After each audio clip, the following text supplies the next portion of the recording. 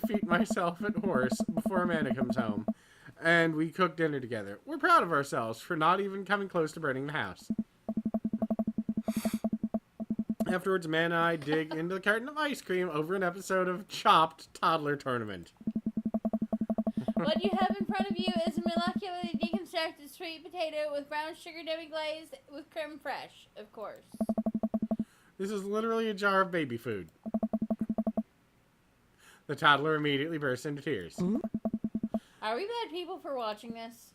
Yes. Just then my computer dings. Oh, what's that? Oh, you probably just got a message. I walk over to the computer and check out Dadbook. It's a message from Robert. You up? What are you doing? What does that mean? It means, what are you doing? What are you doing? What am I doing? You're just chilling. Just chilling.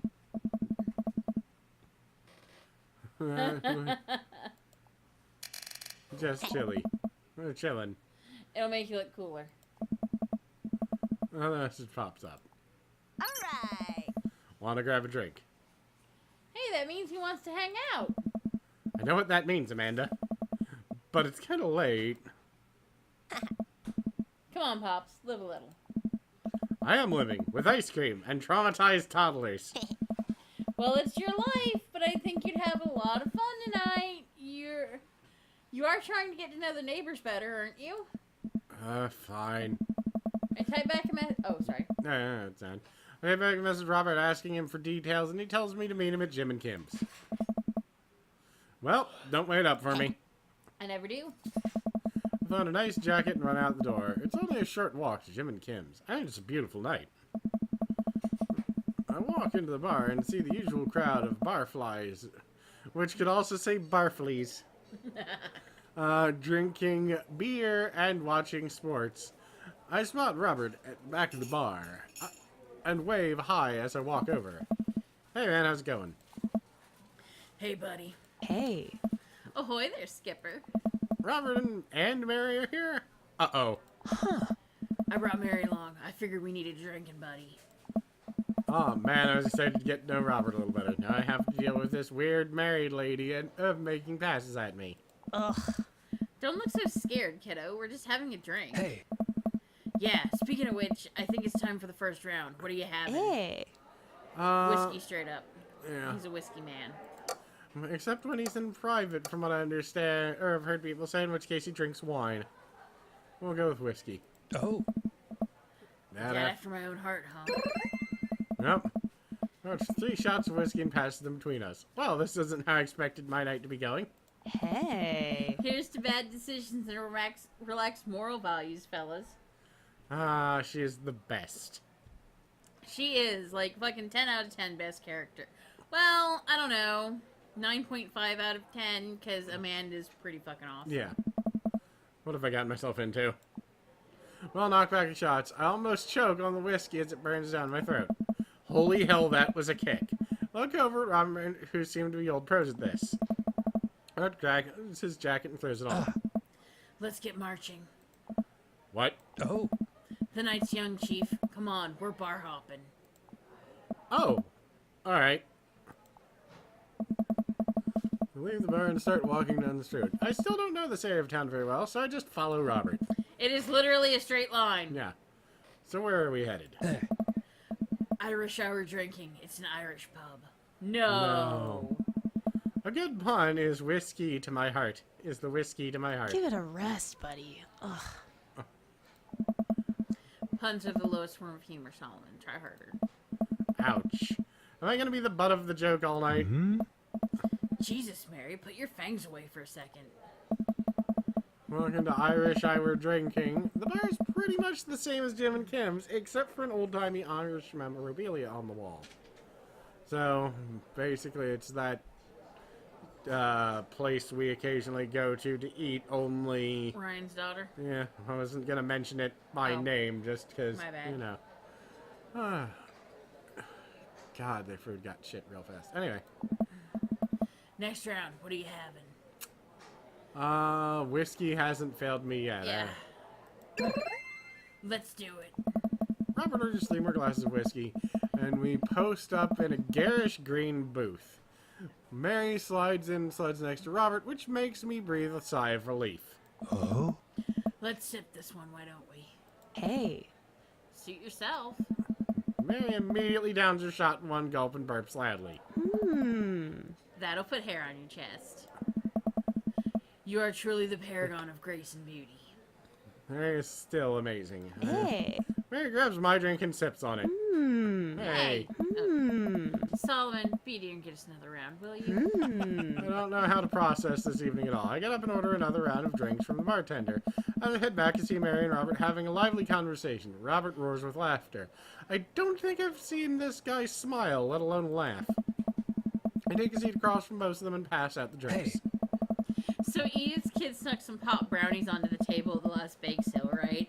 And I spot the little hemp sweatshirted gremlin in the act. So I go up to Edith with the bag, and I'm about to tell her when all of a sudden she just freaks out at me. You're ruining the bake sale, she says. I should have been the PTA president. Your roots are bad, and blah, blah, blah. So what'd you do? I told her to have a brownie and that everything was gonna be fine. With erupted laughter, I politely follow along with the story. She ate 3. More laughter. Okay, that was pretty funny. Hey. She called the cops and told them that time had stopped. Get a rest, buddy. Mary looks directly at me. Do you smoke weed? What? Hey. You know, the devil's lettuce. What? I, I have 2 big fat blunts in my purse right now. Want a blaze? You with the feds. yeah. I'm gonna say that. I worked hard for what I have. No 2-bit corner boy is gonna drop a dime on me. So you take what you're pushing somewhere else, and I'll keep running my business the way I want to run it. What? Remember, you come at the king, you best not miss. Jesus, kid, dial it back. Robert giggles helplessly. Hey. I'm just kidding, cowboy. Lay off the kid, Mary. He might not be used to your brand of humor. Fine, fine. Sit around and sip our drinks. People watching and cracking jokes. After a little bit of time, I begin to warm up to Mary. Her jokes become much funnier and much less scary. But it seems like she's not going anywhere anytime soon. I just wanted some time alone with Robert. I wonder if I can get her to leave somehow. That's kind of shitty. Fine. I'm gonna go with... Save. Yeah, I'm gonna go with the next round one, honestly. Could you get the next round, maybe? Because all of these are kind I of would shitty. absolutely not say anything about Joseph. No. You trying to ditch me, pal? No. Because if you're trying to ditch me, you can just tell me to scram. I just... No, it's fine. Solomon wants to learn time with his new best buddy, Robert. Read you loud and clear. The wingman breaks formation to pursue their prey. Hey. Now, if you fellas will excuse me, Mary needs to sink her teeth into a helpless boy. Go with God.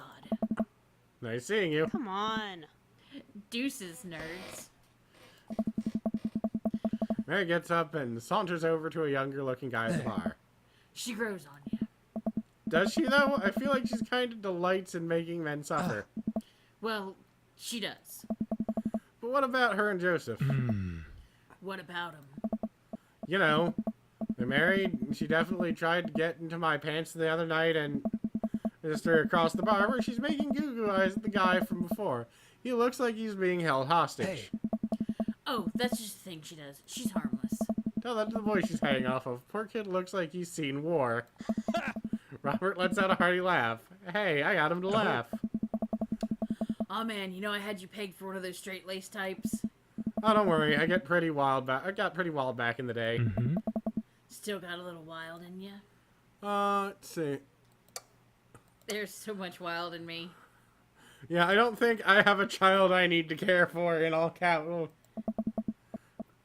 I get so wild I've got a whole safari in here. Just wild. All the time. There's a fucking monkey in here. I I've swear, got lions. It's fucking Kenya up in here, man. It's Kenya. you're gonna get fucking poo flung right at you. It'll be a party like you've never been to before. You're gonna get Ebola. You're just gonna get straight up Ebola from hanging out with me. I'm so wild. Jesus, kid, reel it in. Damn it. Aww. Alright, well, we can't do that one. Bugger. Here we go, I guess you know it. Yeah. I'll do a couple more rounds of shots. I gulp. What am I getting myself into? Think you can go shot for shot? There's only Turn one way Craig's to look voice. cool here. I grab the shot closest to me and down it.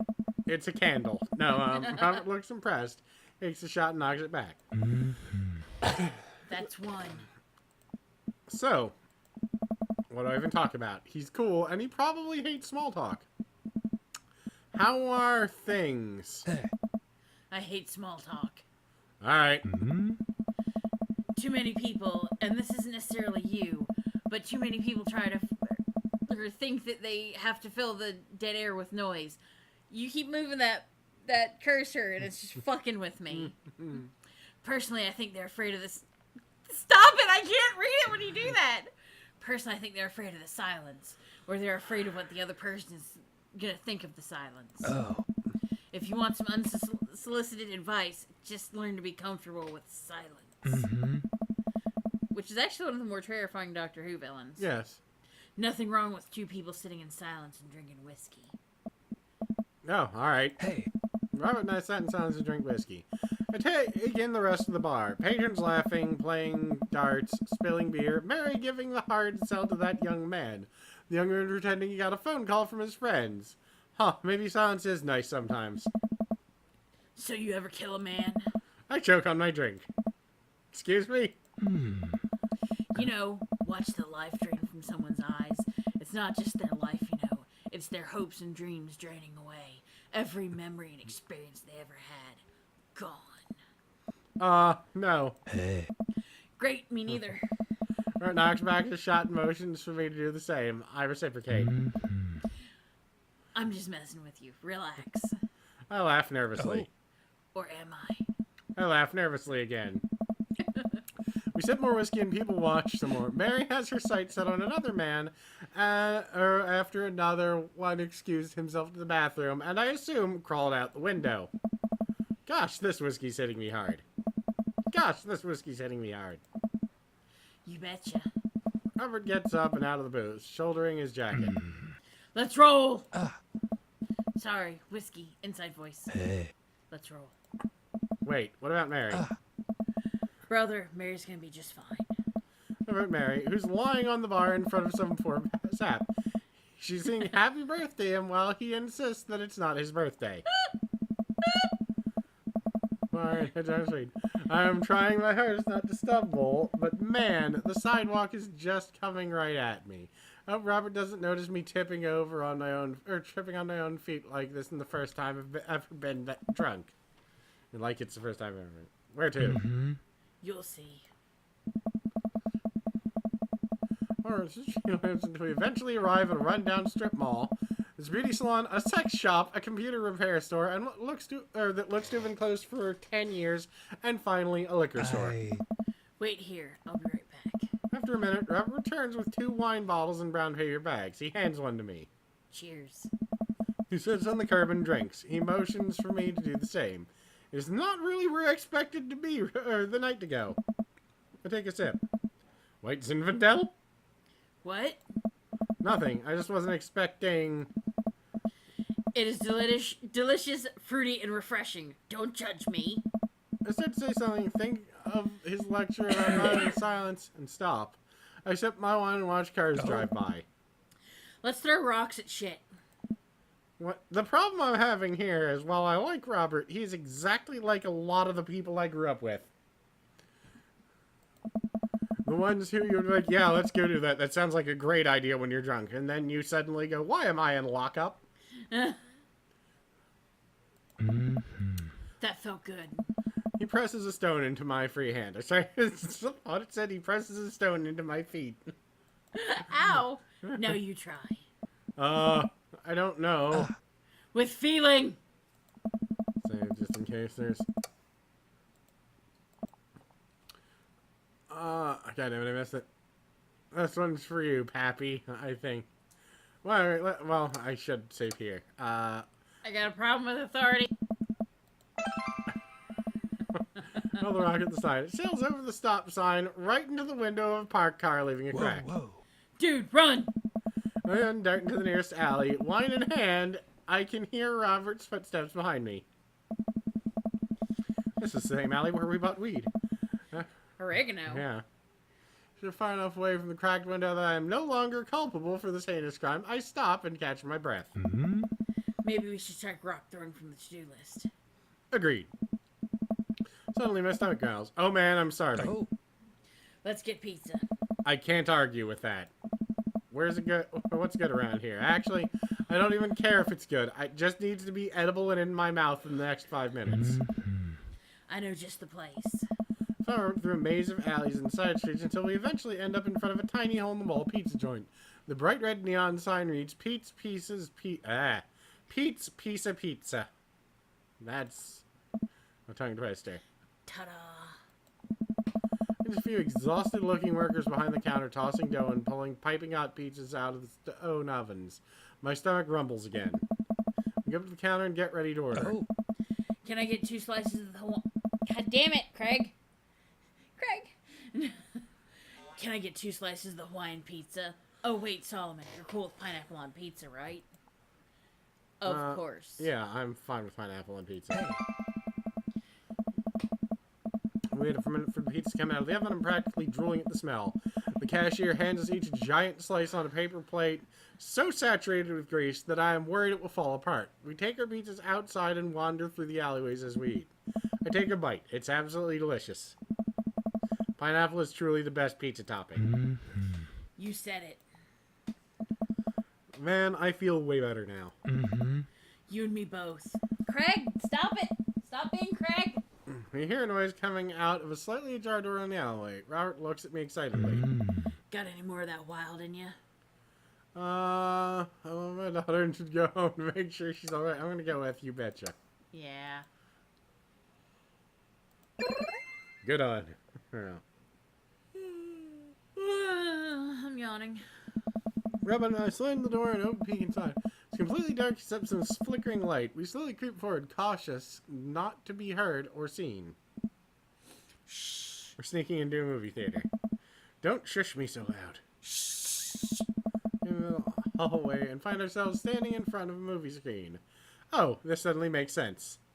Did you really just sneak into a movie theater like a couple of teenagers?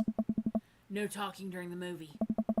Looking the audience are surprised to find that it's almost completely empty, save for a row of a few teenagers in the front. They look annoyed when they notice us. Art starts making his way to the very back of the theater, and I follow him. We settle in with our wines and try to make sense of the movie.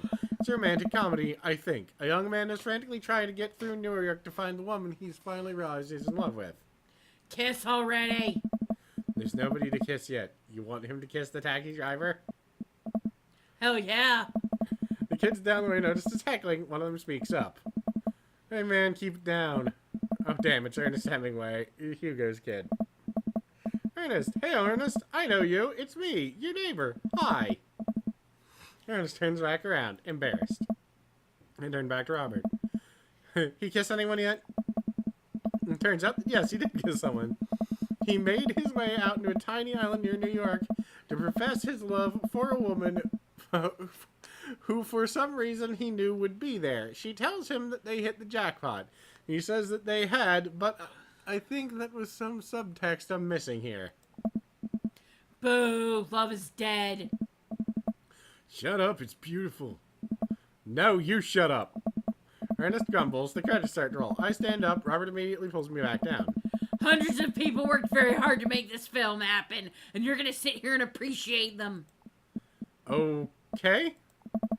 Look at that, Elizabeth Shelton. She worked really hard. I bet she did lots of good, wardrobe design. Thank you, Elizabeth Shelton, for this beautiful film-going experience.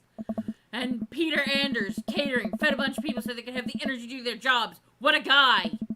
The credits roll. Robert individually he thanks every member of the crew. Once it's finally over, make sure no animals were harmed in the making of this film.